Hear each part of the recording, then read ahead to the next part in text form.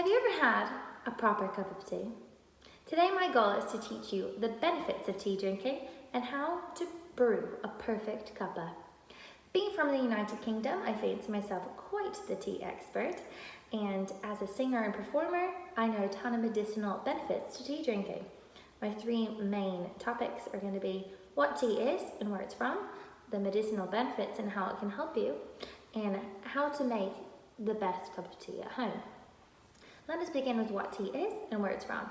So tea is found on the leaves and buds of the camellia plant, which is also known as the tea plant. It's harvested for its leaves and buds, which are washed and laid out to dry, where it will dry and be packaged and sent off as loose leaf tea. Once it is mixed with hot water, that is where the magic happens. According to the fragrantleaf.com, the tea plant has two different types of leaves. There's the Camellia sinensis, which is grown in colder climates with higher altitudes. And then there's going to be the Camellia assamica, which grows in warmer climates. That's where you're going to find your teas made in like India, China.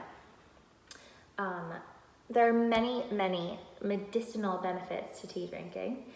It's great for your immune system, your dietary health, your digestive system, helps with your teeth and making a nice smile, and it also can calm you down. It's a great mood booster. According to WebMD and Harvard Medical, green tea is packed with a thing called flavonoids, which is a cancer fighter which is found in your brew. It can help punch out the cells associated with skin, breast, lung, bladder cancers, and esophageal cancers as well. Herbal teas, such as chamomile or ginger, can help with your digestive tract and stop you from feeling nausea. Honey, basil, and tulsi are known for helping boost the immune system. Teas such as peppermint are known to help freshen your breath or even brighten your smile. Now, so far I've talked about the benefits of tea and where it is from. Next up is the fun part, how to make the perfect brew. Here I have a little tea set up. We have our milk, we have our sugar, we have our honey, we have little tea snacks, which you can't see, I'll show you in a second, and a teapot. We also have our loose leaf tea. Ta-da! So, first thing you're gonna wanna need is all of your essentials. You need a cup to have it in, a teapot, milk, sugar, all your ingredients, and also the number one thing is you're gonna need a kettle. So, personally from the UK, I know how important it is to have fresh boiled water. You don't want to reuse water that's already been boiled because you'll get a really metallic-y taste. It oxidizes once it's being boiled, so you don't want to reboil old boiled water. It's always best to do it fresh. So, as you have your water to a boil, you're going to find your favorite mug. And as my gran says, you got to have a fun mug because it boosts your endorphins. So here I have a really cute one. You can find anything. You can use a giant mug if you have one. You can use a bowl. It doesn't matter. You just want something to be able to drink your tea in. If you're using a teapot like I am, that's when you're going to be drinking a lot of tea, or if you're going to be drinking for more than one.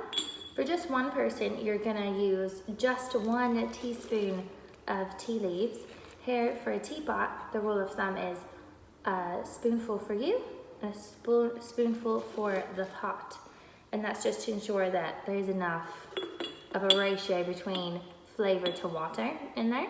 So here I have 2 teaspoons in my teapot. For black teas, you're going to want to steep for 3 to 5 minutes, and that's because black teas generally like hot water. If you're using green tea, you're going to after you've boiled your water, you're going to leave it for 2 to 3 minutes to cool off, because you might overcook and actually cook the leaves, the green tea leaves. They do not like it overly boiled. So keep that in mind. Once you've poured your tea, that's when you're going to add your milk or your sugar. Personally, I like a little dash of milk, and I like to use honey because it's sweeter if I'm feeling bad. Also, to ensure the most premium tea drinking experience, I like to add some chocolate biscuits, which I got from my local British shop. They're called Hobnobs.